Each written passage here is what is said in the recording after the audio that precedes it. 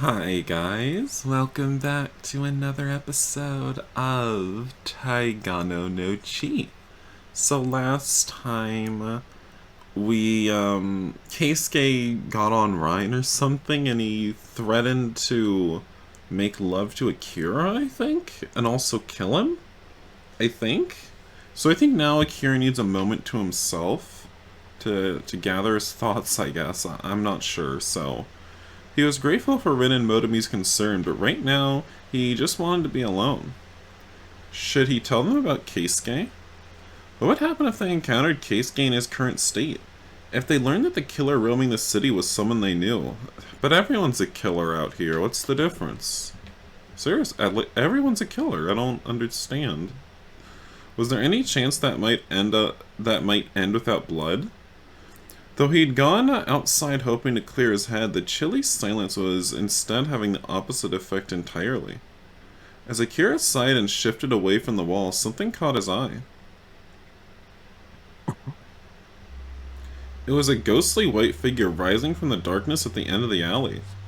Akira froze. It was heading his way. Oh god, no, no, no. As it drew closer, he saw what if... As it drew closer, he realized it was just a fetish exhibit. Awesome. A young man crawling on his hands and knees. His body was again, how would you ever... It just doesn't make any sense. Because if he's crawling on his hands and knees, why would you even be like, oh, it's a ghostly figure? Like, girl, it's mostly black in the first place, so I don't know what your problem is.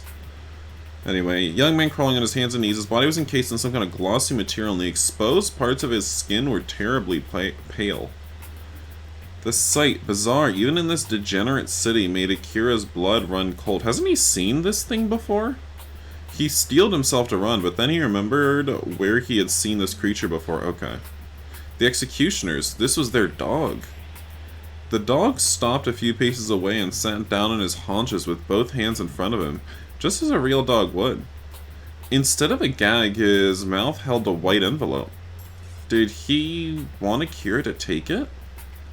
If he had perceived what Akira was thinking, the dog beckoned with its chin.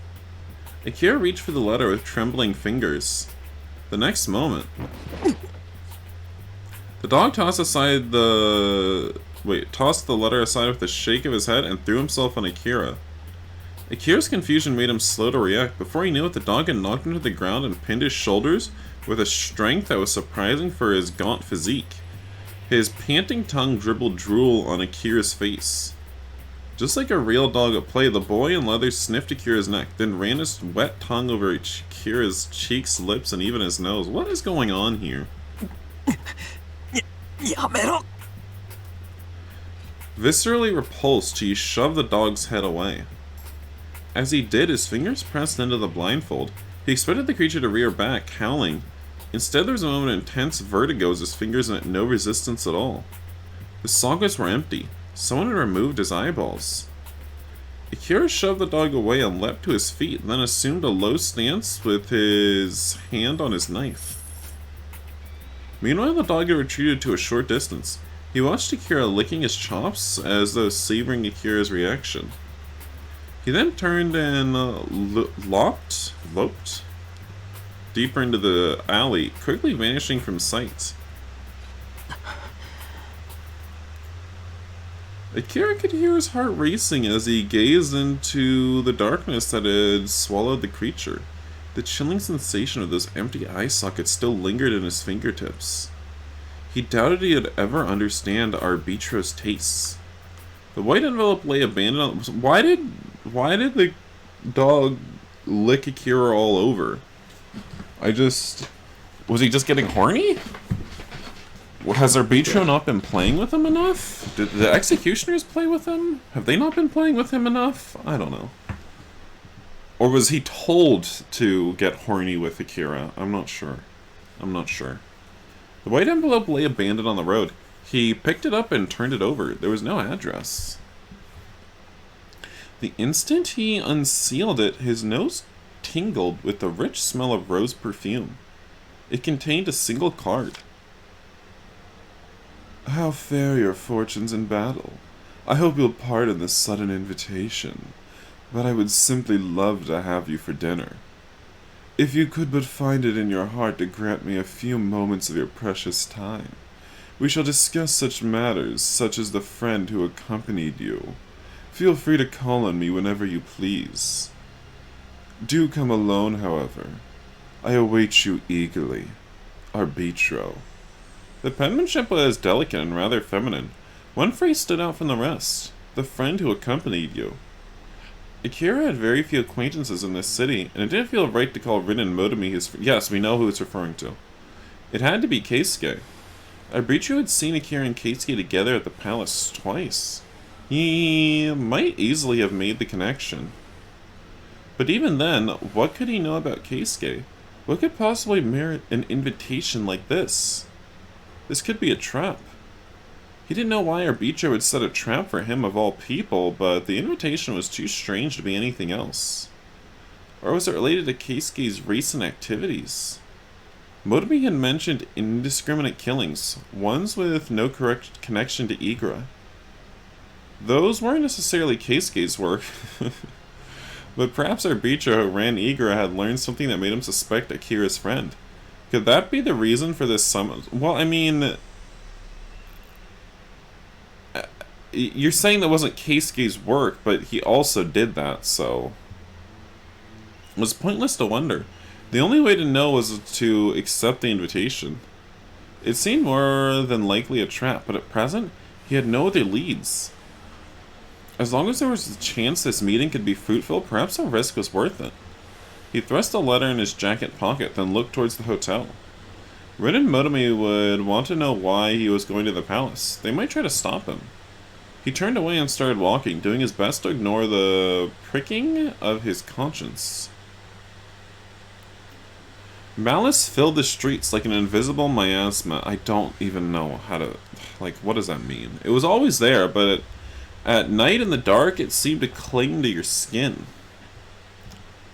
Akira hastened towards the palace, sticking close to the buildings and taking care not to get drawn down any dark alleyways along the way.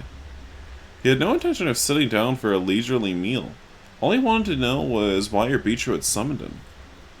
Reaching a major intersection, he came to a sudden stop. The cramped coffee shop where he had first taken refuge in Toshima stood silently along the road leading south. That was where Keisuke had found him. Back then, he couldn't have imagined what the future had in store. His vision of the future had been simple indeed. Fight an eager, defeat El Rey, clear his name, and maybe somewhere along the way, learn how it felt to kill or to die. But now, this was foolish. Sentimentality didn't suit him. He sighed to clear his head. It was time to move. Well, sensing someone behind him, he tried to turn, but something slammed into the back of his neck. What? Did someone knock him out? The world closed in around him. His body crumpled, but he felt his assailant catch him before he fell. He fought desperately to lift his head and find out who it was, but his eyelids dropped shut like steel curtains, and his mind sank into darkness. Was that Keisuke? Looks like it, probably, if they're not taking him to Arbitro's place. He woke to a splitting headache. It would, maybe this is our first scene. Of course, it would be non-consensual, but, you know, this is BL. This is what we're used to. It was a nasty awakening, like being dragged from a deep sleep against his will. His head felt stuffed with cotton. The scenery glimpsed through his narrowed vision. He was familiar. Or, wait. The scenery glimpsed through his narrowed vision was familiar. The coffee shop. Hi, Keisuke. Oh, Hime-sama. Hi, ore wa Hime-sama. The voice was like a bucket of ice water to the face. ずいぶんうなされてたな。悪い夢でも見てたのか? Keisuke was facing him, the corners of his mouth curved up in a grin. Akira started to get up, but Keisuke shoved him back onto the floor. This is why you should never be mean to your gay crush, because they'll go crazy and they'll destroy you. まだ辛いだろう。寝てろよ。たまにはさ、ゆっくり話でもしようよ。 Akira grimaced. Keisuke had the scent of blood about him. そんなに睨むなよ。なんで俺がここにいると思う？アキラ、わかるか？ His tone was eager, like a child who knew something his parents did not. Akira was in no state to answer or even process the question. It was all he could do to keep his emotions from spiraling out of control. 匂いだよ。アキラの匂い。 Are you sure you're not just smelling the dog's slobber? Keisuke closed his eyes and gave a soft sniff. Oh my god, he's just like a dog now. いい匂いがするんだ。シャンプーとか石鹸とかとは違った。もっといい匂い。 Like dried cum? His sing-song voice sent a chill down Akira's spine. なあ、せっかくだから何か話せよ。俺が先に話そうか。俺の英雄譚とか聞きたい。 Oh my god, 結構 Dish! 殺したんだ I よ。 want to know about it. Akira stared at him in disbelief. お前がやったのか。何が？ Keisuke smiled, pleased to have gotten a response. 最近イーグラと無関係に人が殺されてるって聞いた。お前なのか。そうだよ。 Never had Akira so despised himself for being right. He looked away, unable to bear the absence of guilt on Keisuke's face. If anything, he seemed proud. 弱いんだよ。どいつもこいつも。その上バカが多い。バカなんかいくら殺したって同じだろ。どうせ生きてる意味もないんだろうから。俺を楽しませるぐらいの役には立ってもらわないとさ。 You know, even if he's on Rhine, this just means that, like, hidden under all of his personality, you know, this was there, you know? Every word drove Akira deeper into despair. It's not like Ryan injected a new personality into him. He wanted to believe that this was a nightmare, that he was still unconscious and dreaming. そういえばさ、俺のタグを奪おうとしたやついただろ。髪が真っ青の。あの時はさ、アキラに助けてもらっただろ。俺すっごい悔しくて申し訳なくってさ。 Oh, so it wasn't the Nah. drug dealer that killed him? With a conspiratorial smile, Keisuke pulled something from his pocket and held out his hand. 俺ちゃんとやり返しに行ったんだよ。ほら。 Akira couldn't look away. Slowly, Keisuke's fingers unfurled. And there on his palm, crusted with blood, sat a dog tag and a silver cross. Got him. Takaru. お前 Keisuke gave him a satisfied smile, then hurled the tag and the cross away. あいつさ、アキラのところにも来ただろ。あいつに近づいた時、アキラの匂いがした。懲りないよな。バカが何やったってどうにもならないのに。でもさ、あいつの血ちゃんとあったかかったよ。いい感じだった。まだ口の中に残ってる。 Keisuke's eyes drifted shut, and then he licked his lips in remembered ecstasy. The last desperate look on Takaru's face rose in Akira's mind, together with the stench of the blood-drenched dance floor. なあ、俺すごいだろ。一人できっちり型をつけられてさ、強くなった。 Honestly, I'm not sure why Akira isn't praising him at this point. Just come on. Maybe he'll indict if you start praising him. Akira tried to turn away, but Keisuke gripped his chin and yanked his head forward. なあ、アキラ。なんか言えよ。 That's when Akira made the mistake of looking into Keisuke's eyes. What he saw there turned his blood to ice. What did you see? His brown eyes? The same color they've always been? Keisuke's eyes were clouded. お前ラインを Oh my god, how did you only just realize that? Keisuke arched an eyebrow in mock surprise. 何言ってるんだよ今さら。 Thank you, Keisuke. 分かってたんだろ。 Akira's vision dimmed as the blood drained from his face. This was the scenario he had most... That was what you most feared? That Keisuke might do some drugs?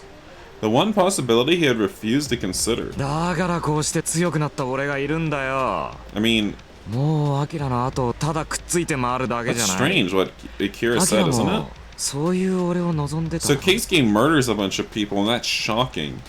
But Keisuke does Ryan, and that is the worst imaginable situation ever possible you could have even thought of. That's a little bit strange, isn't it? It's just a little drugs. Relax. Like, calm down.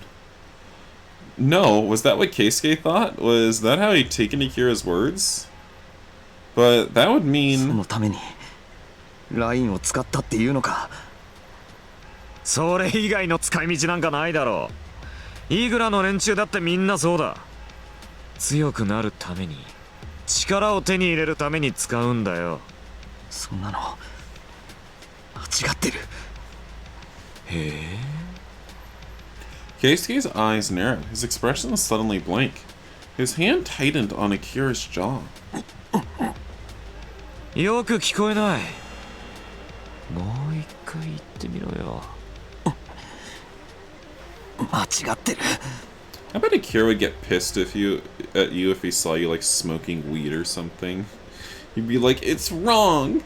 It's wrong! It's illegal, guys! You can't do that!" 何が？ Through the grinding pain in his jawbone, Akira forced himself to speak. ラインで手に入れた力なんて何の意味もない。 The instant he spoke, Keisuke seized him by the hair and drove his face into the floor. Sparks burst behind his eyelids, turning his vision white. アキラってさ、結構自分勝手だよな。 As he tried to get up, Keisuke planted his boot on Akira's cheek. Why is my phone turning on and off multiple times? That is strange. By itself. I guess it's updating like 3 times in a row. この間俺になんて言ったよ。イライラするんだろ。付きまとわれるのが嫌だったんだろ。だから俺は誰にも従わず、俺の方法でやってるんだよ。アキラもそうしろって言ってたよな。なあ俺、なんか間違ったこと言ってる？なんとか言えよ、アキラ。 As his tone rose to a fever pitch, Keisuke bent to peer into Akira's face. アキラさ、俺のこと嫌いだろ。 Black flames flickered in the depths of Keisuke's eyes behind his twisted smile. いつもそんな目で俺のことを見るよな。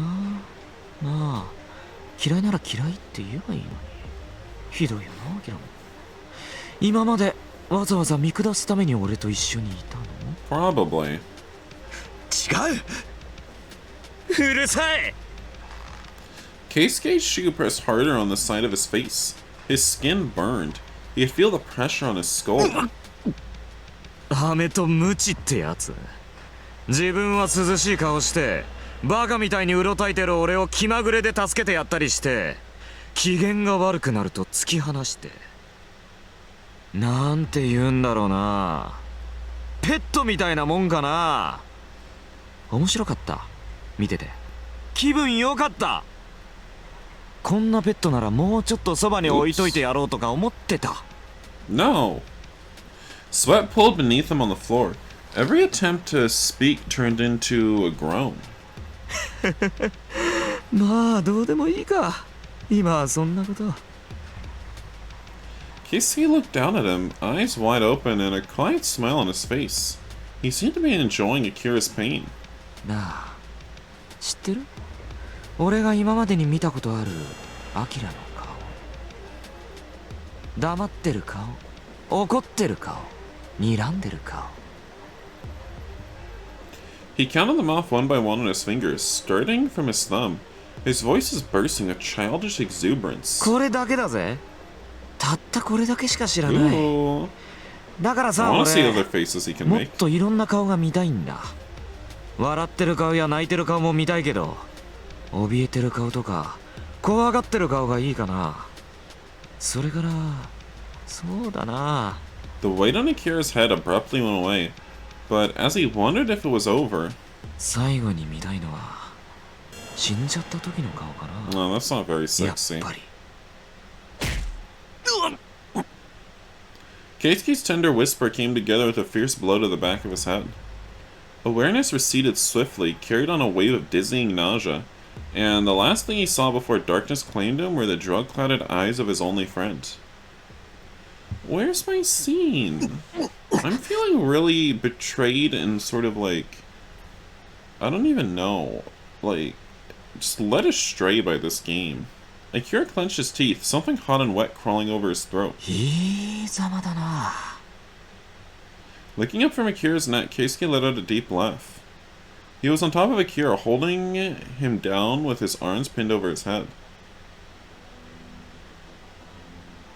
Akira glared back at Keisuke. Successive beatings had drained him of the strength to resist. But though his mind was foggy, he remained determined not to submit, even if the only weapon he had left was his glare. その目ずーっとそうやって見てろよ。これから起こること全部さゾクゾクする。 His index finger ran suggestively from Akira's throat to his collarbone, then traced its way down over his t-shirt to the center of his chest. ああ、俺狂ってるって思う。けどさ、それじゃあ狂ってないってどういうこと言うんだろうな。ああ、いい加減目を覚ませよ。俺知ってる。お前の中に隠れてるもう一人のお前。 Keisuke murmured into his ear. アキラ、お前の中にはさ、血を見たり痛めつけたり痛めつけられたりするのが大好きなもう一人のアキラがいるんだよ。アキラだけってわけじゃない。誰にでも必ずいるもう一人の自分が。普段は気づかないだけでさ、みん